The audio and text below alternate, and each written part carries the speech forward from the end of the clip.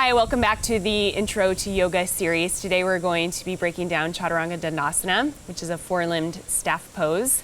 It's a really challenging posture, but very common if you practice a vinyasa flowing style yoga class or an Ashtanga style class.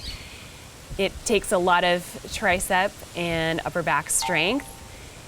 While there are not a lot of variations to Chaturanga, there are a lot of modifications so that you can do it safely and include it in your yoga practice. So today we're going to talk about those modifications, proper alignment for the pose. So if you do have a strap handy. If you don't, no worries. This is just going to be one modification for practicing Chaturanga.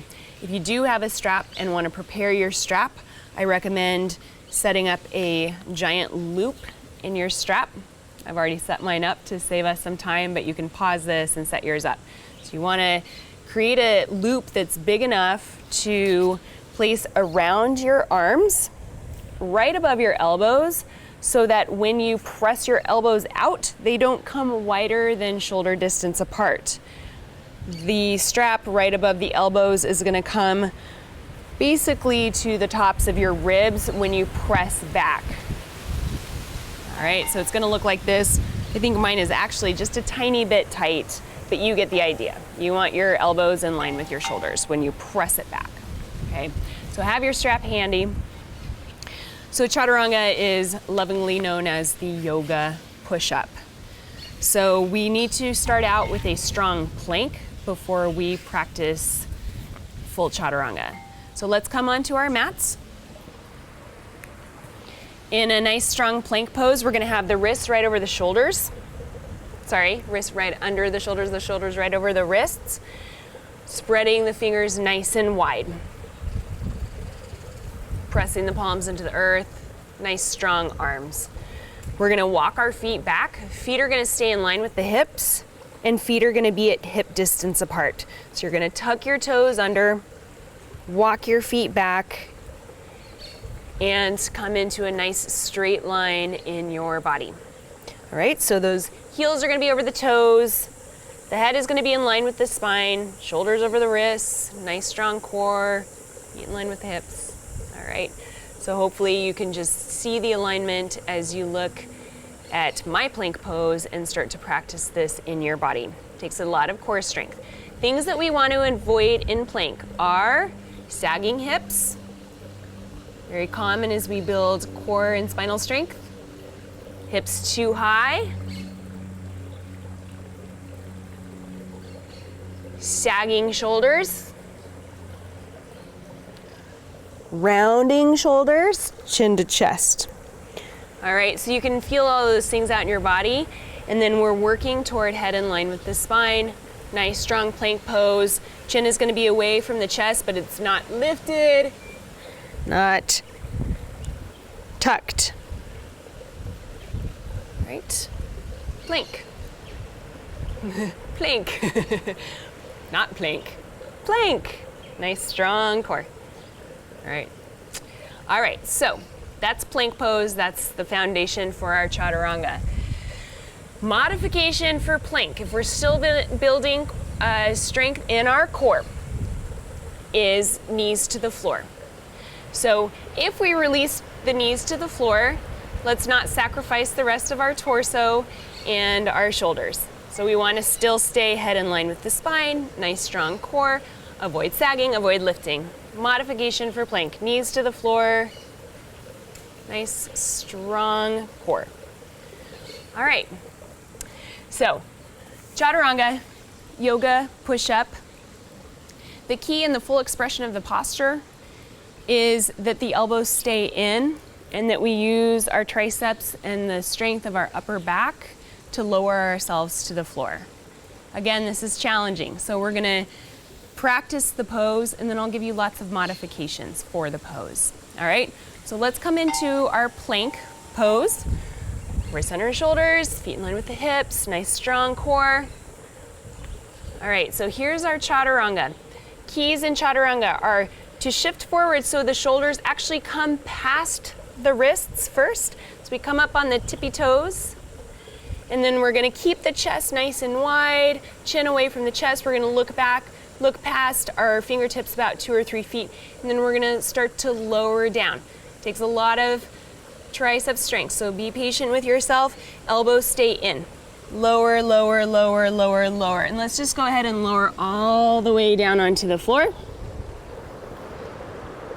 Good. All right, so from a seated position, arms straight out in front. The key is the elbows don't come wide. This is what's naturally gonna wanna happen. It might be what you've experienced before. Instead, watch where my elbows come. They're gonna come toward my ribs.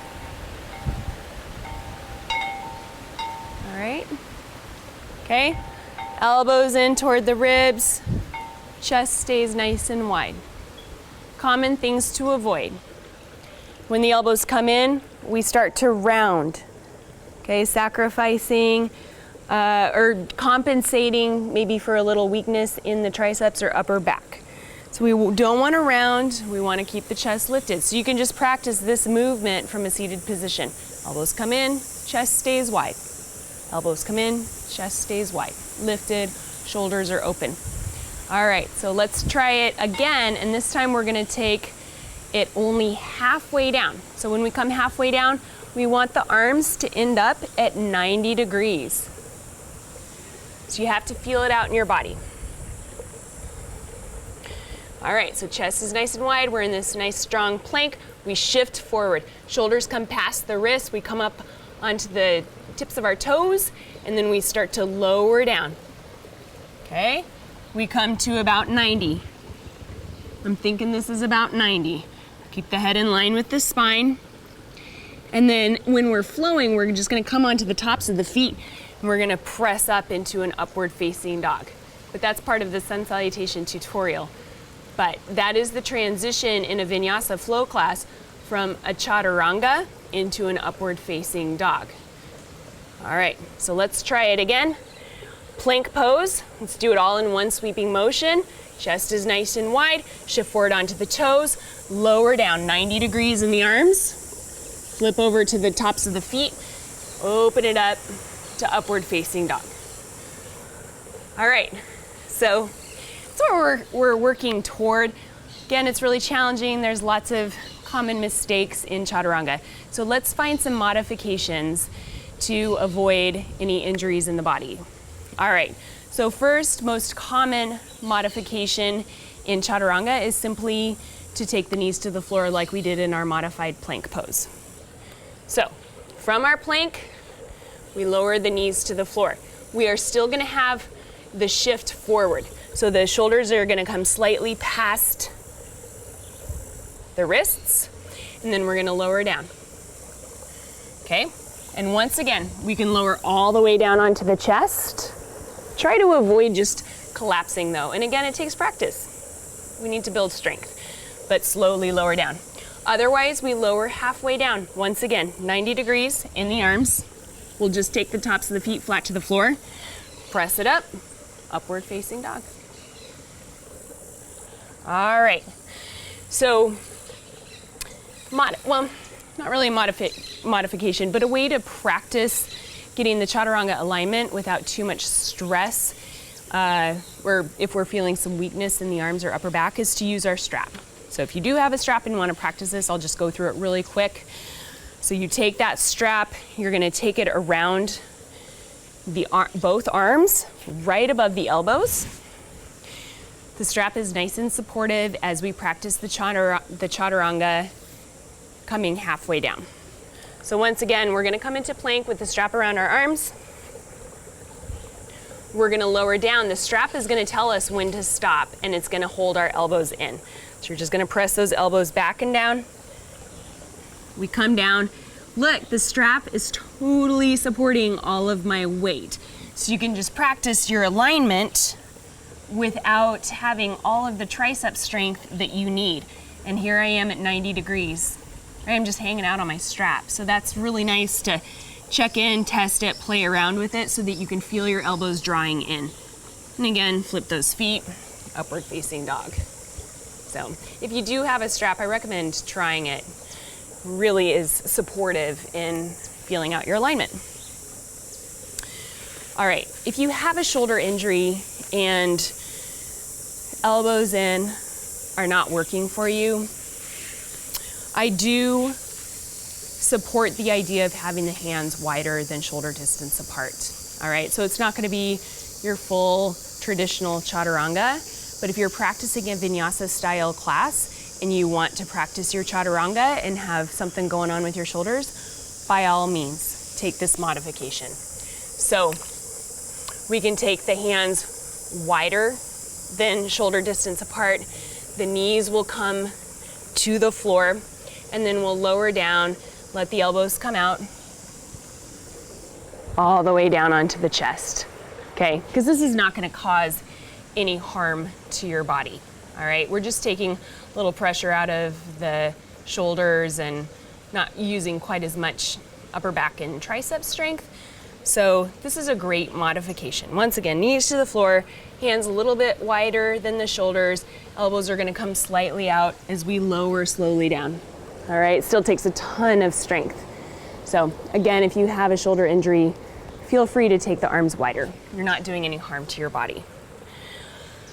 All right, common mistake, common thing to avoid in chaturanga, I'll just show you, you can see it, is the rounding of the upper back to accommodate for maybe a lack of upper back or shoulder strength, okay? So shift forward, you start to come down, and all of a sudden, watch the shoulders. Instead of staying away from the ears, they round and hunch, because this is a little bit maybe easier, but let's try and avoid that mistake. All right, so once again, rounding versus staying nice and long, lowering. All right. So finally, last variation, I guess, on chaturanga is if you want to up level, is that you can take a one-footed chaturanga. It's called Ekapada chaturanga, simply lifting one foot off the floor. So if you're feeling like just really want to go for it, builds a little more heat and strength in my body, this is a great variation on chaturanga. So it's pretty simple. Plank, we lift one foot off the floor, same motion, shift forward, elbows in, chest stays nice and wide, both feet flat to the floor, and practice that. So if you want to take the modified chaturanga with the foot off the floor, still build some strength, but having any issues with your shoulders, try this out. Try this one out. So you can take the knees to the floor, extend that leg long, lower down, and lift up to upward facing dog. All right, so I'm just going to show you chaturanga in a flow just one time so you can see it included in a flowing sequence, a vinyasa sequence. This is what you will often see when we move through the sequence. Chaturanga is cued, we go through it kind of quickly. So now that we've practiced it, let's just do one sun salutation. Inhale to tall mountain. Exhale, forward fold. Inhale, halfway lift, monkey pose. Exhale, forward fold. Let's plant the hands. We'll step back to plank. Okay, so we have high plank, modified plank. We lower to chaturanga. So we shift forward, elbows stay in, lower halfway down or all the way down.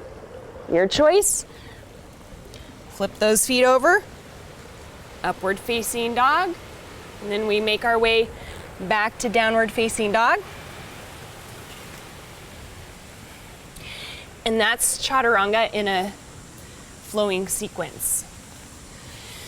So I highly recommend that you practice your chaturangas mostly to avoid any shoulder injuries, any stress to the joints. because a lot of people who practice yoga a lot and do Chaturanga improperly end up with an injury to the wrist or the shoulder. And that's obviously something that we want to avoid because Chaturanga is a very powerful, challenging pose. So of all the poses that you could practice and work on your alignment in, I recommend this one first and foremost if you're practicing a vinyasa style class. Thanks for joining me today. Today as you go forward, may you have peace in your thoughts, words, and heart. Namaste.